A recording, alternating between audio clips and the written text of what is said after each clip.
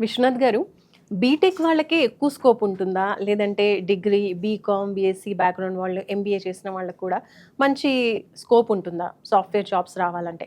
Yes అండి. So, BTech, CSA అని కాదు. డిగ్రీ చేసిన పిల్లలకి కానీ, హ్మ్. ఎంసీఏ, ఎంబీఏ పిల్లలకి ఈవెన్ మన దగ్గర వీక్యూబ్‌లో చాలామంది పిల్లలు బీ ఫార్మసీ పిల్లలు జాయిన్ అయ్యి మంచి వావ్! ప్యాకేజ్‌తో జాబ్స్ కొట్టిన వాళ్ళున్నారు.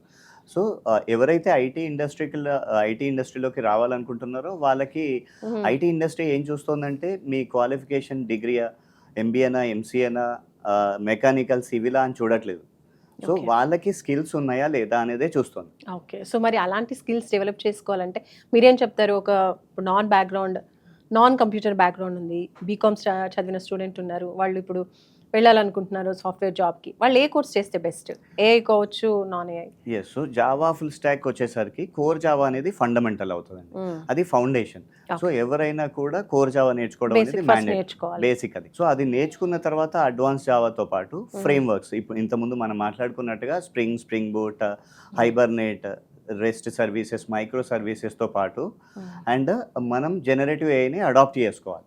ఓకే. జనరేటివ్ ఏఐని అడాప్ట్ చేసుకోవడంతో పాటు ఫ్రంట్ ఎండ్ స్కిల్స్ అయినా ఇప్పుడు ఒక అప్లికేషన్ పాయింట్ ఆఫ్ వ్యూలో చెప్తానండి ఎగ్జాంపుల్ ఫ్రంట్ ఎండ్ లాగా. ఉండాలి. బ్యాక్ ఎండ్ సో, ఉండాలి. ఫ్రంట్ ఎండ్‌లో మనకి హ్మ్. రియాక్ట్ యాంగులర్‌తో పాటు ఏ ఫ్రంట్ ఎండ్ ఉండాలన్నా హెచ్‌టీఎంఎల్, సీఎస్ఎస్‌తోనే ఉంటుంది. యెస్. కాబట్టి రియాక్ట్ యాంగులర్ ఏదో ఒకటి నేర్చుకుంటే బావుంటుంది. దాంతో హ్మ్. పాటు బ్యాక్ ఎండ్‌లో ఇప్పుడు నేను చెప్పిన జావా ఫ్రేమ్‌వర్క్స్‌తో పాటు డేటాబేస్ అయితే మ్యాండేటరీ కాబట్టి ఆరకిల్ కానీ, మైఎస్‌క్యూఎల్ గాని నేర్చుకుంటే బావుంటుంది. అండ్ దీంతో పాటు కంపెనీస్ వాళ్ళు ఎక్స్‌పెక్ట్ చేసేది డేటా స్ట్రక్చర్స్ అండ్ అల్గారిథమ్స్. అది ఇంటర్వ్యూ వరకు మాత్రమే ఉంటుంది. ఓకే. అంటే ఇంటర్వ్యూ అయిపోయిన తర్వాత కంపెనీలో ఒకసారి జాయిన్ అయిన తర్వాత మళ్ళీ స్ప్రింగ్ బూట్‌లో, రియాక్ట్‌లో, డేటాబేస్‌లోనే వర్క్ చేస్తాను తప్ప స్టాక్స్, క్యూస్, లింక్ లిస్ట్స్ ఇవేమి అడగరు. కానీ ఇంటర్వ్యూలో ఒక స్టూడెంట్ యొక్క ప్రాబ్లమ్ సాల్వింగ్ స్కిల్స్ ఏంటి? హ్మ్.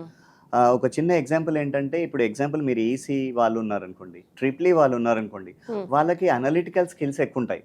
Okay. So, coding skills CSE వాళ్ళకు, ఏఐఎంఎల్ వాళ్ళకి అంటే సీఎస్ఈ బ్యాక్‌గ్రౌండ్ వాళ్ళకు ఉండొచ్చు. హ్మ్. బట్ డిగ్రీ పిల్లలకి కానీ, ఈసీ, ట్రిపుల్ ఈ పిల్లలకి, మెకానికల్ వాళ్ళకి అనలిటికల్ స్కిల్స్ ఎక్కువుంటాయి. ఎందుకంటే ఒక ప్రాబ్లమ్ వచ్చిన తర్వాత సాల్వ్ చేయడం కాదు. అసలు ప్రాబ్లమ్ రాకుండా ఒక మెషిన్‌ని ఎలా డిజైన్ చేయాలి? ఒక ఓకే. ప్రొడక్ట్‌ని ఎలా డిజైన్ చేయాలని వాళ్ళు చేస్తుంటారు కాబట్టి, హ్మ్. అలాంటి అనలిటికల్ స్కిల్స్ ఉన్న వాళ్ళకి ఈ Java full stock code add అవ్వడంతో సో, డెఫినిట్‌గా జాబ్స్ ఉన్నాయి. అండ్ ఇప్పుడు చాలా కామన్‌గా అందరిలో ఉన్నటువంటి క్వెషన్ అండ్ భయం. ఏఐ వచ్చిన తర్వాత సాఫ్ట్‌వేర్ జాబ్స్ పోతాయి.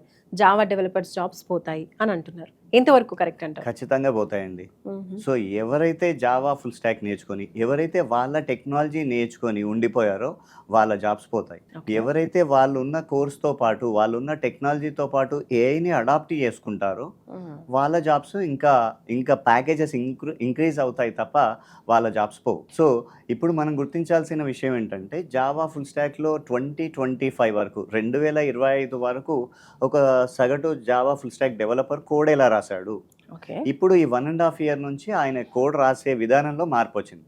ఓహ్! సో, ఇప్పుడు ఏఐ రావడం వల్ల ఏఐ హ్మ్. ఏం చేస్తుందంటే చిన్న చిన్న బేసిక్ CRUD ఆపరేషన్స్ క్రియేట్ చేయడానికి, అప్డేట్ చేయడానికి, డిలీట్ చేయడానికి కోడ్ రాసిచ్చేస్తుంది.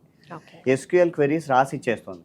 దాంతో పాటు మనం కోడ్ రాస్తే చిన్న చిన్న యూనిట్ టెస్టింగ్ చేస్తుంది. కోడ్ ఓహ్! రాసిస్తే డాక్యుమెంటేషన్ చేసిస్తుంది. హుహు. కోడ్ రాస్తే మనకు ఎక్కడ బగ్ ఫిక్సెస్ చేస్తుంది.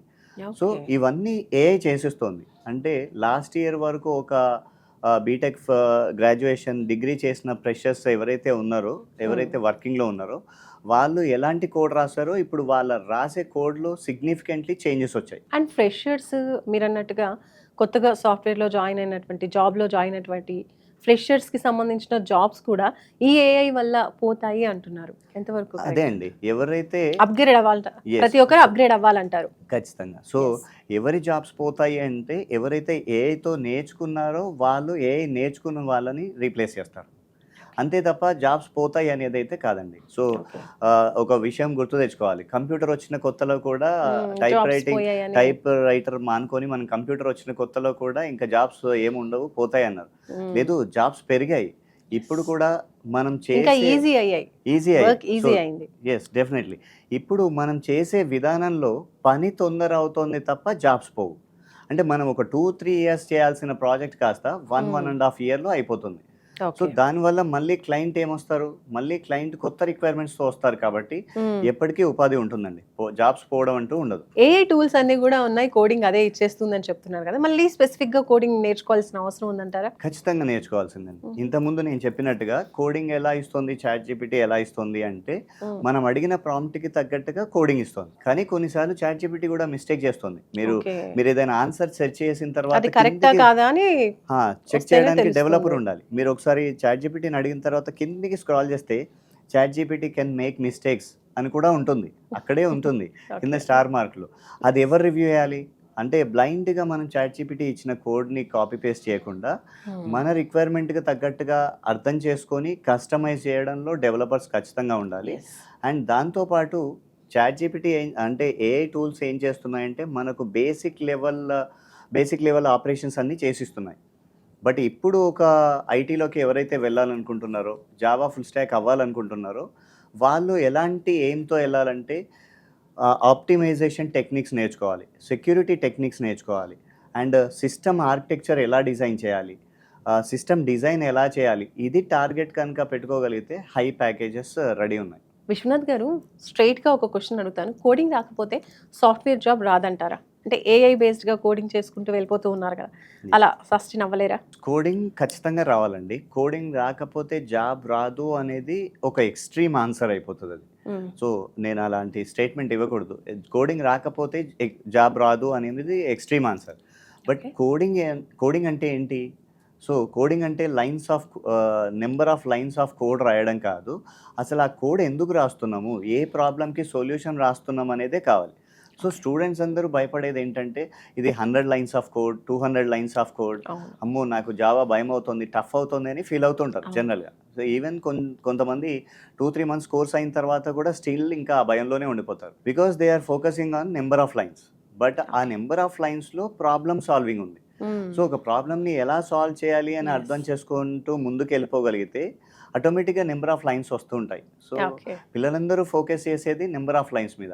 కోడింగ్ అంటే భయమా అంటే, కోడింగ్ లేకపోతే జాబ్ రాదా అంటే ఖచ్చితంగా రాదు. కానీ ప్రాబ్లమ్ సాల్వింగ్ స్కిల్స్ వస్తే మాత్రం కోడింగ్ ఈజీ అయిపోతుంది. Thank you. నమస్తే. సో చూస్తున్నారు కదండి, వీక్యూబ్లో మీరు కూడా ఏమైనా సాఫ్ట్వేర్కి సంబంధించిన జాబ్లో సెటిల్ అవ్వాలి, మంచి కోర్స్ నేర్చుకోవాలి అంటే ఒక్కసారి వీక్యూబ్ని సంప్రదించండి. స్క్రీన్పై కనిపిస్తున్న నంబర్స్కి కాల్ చేయండి.